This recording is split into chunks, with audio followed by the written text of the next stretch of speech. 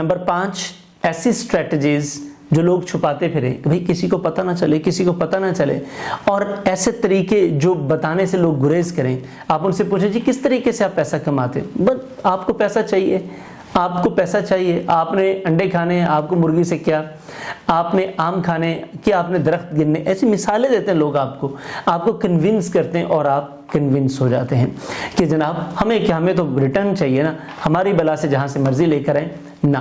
बिल्कुल ऐसा नहीं है। जब भी कोई आपसे इन्वेस्टमेंट का कहे उससे पूछें कि भाई ये जो मेरे पास आमदनी आएगी या मेरा पैसा आप लगाएंगे, आप कहाँ लगाएंगे, और ये पैसा जो आप मुझे वापस करेंगे कहाँ से आएगा, क्योंकि आपके पास, आपके बच्चों के पास जो पैसा आना है वो हलाल का होना चाहिए।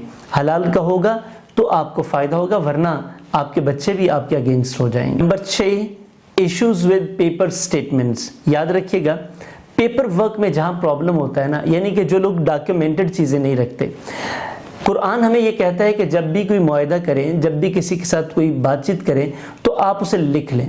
लिख लेने से आपके रिश्ते कायम रहते हैं, लिख लेने से आपका ताल्लुक मजबूत होता है और बल्कि बढ़ता चला जाता है, आप सुख में रहते हैं, फ़ायदे में रहते हैं। जो कंपनी आपको ये कहेगी कि भाई लिखना हमने कुछ नहीं है, बस पैसे हमें दे दें और बस आप जाएं और आपका काम जाने, बस आपको ज़ुबानी कलामी, यार मेरी ज़ुबान पर आपको एतबार नहीं है, ये अक्सर लोगों का बड़ा मकूला होता है और ये सबसे फॉल्टी बात है। देखें, दीन इस्लाम बड़ा नेचुरल दीन है और अल्लाह ने हमें ये हुक्म दिया है कि आप अपने मामलात को लिख लिया करो।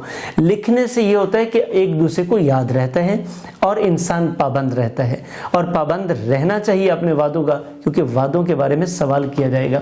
और इसके बाद जब भी आप किसी कंपनी के पास जाएंगे, जब वो चीज़ डॉक्यूमेंटेड होगी, आपके पास भी कोई प्रूफ होना चाहिए ना कि आपने कल को कोई इन्वेस्टमेंट की है तो उसका आपको पता होना चाहिए। कल को खुदा न खास्ता वो बंदा ही नहीं रहता, उसके बच्चे, बीवी, माँ बाप वो तो मौजूद है।